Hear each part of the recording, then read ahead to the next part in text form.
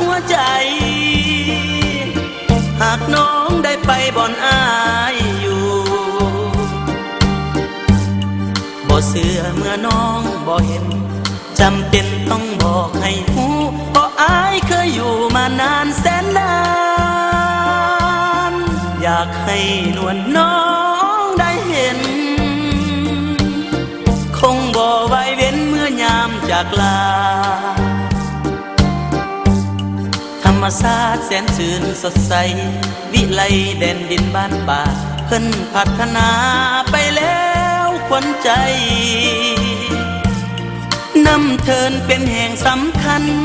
น้ำสันเหมือนเลือดประสาแดนแห่งมะลากุหลาบแสนงามพระบาทพ้นสันศักดิ์สิทธิ์เนรมิตยังมีวัดดันโอ้น้องสามานสถานที่เที่ยวชมถ้าหากว่าน้องได้ไปบ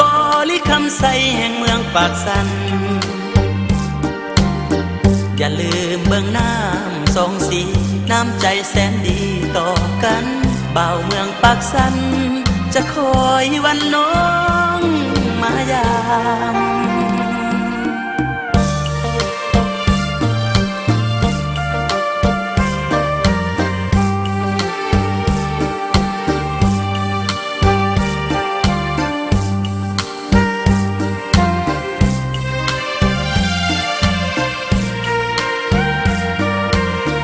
อยากให้นวลน้องได้เห็น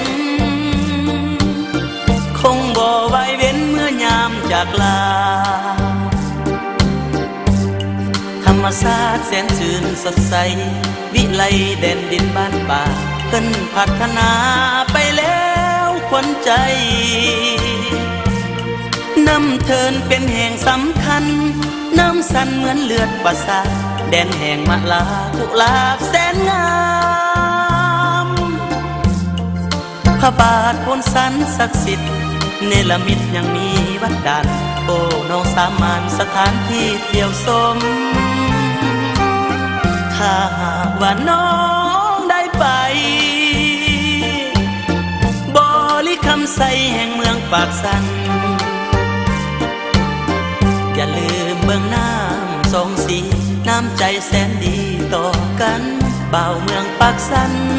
จะคอยวันน้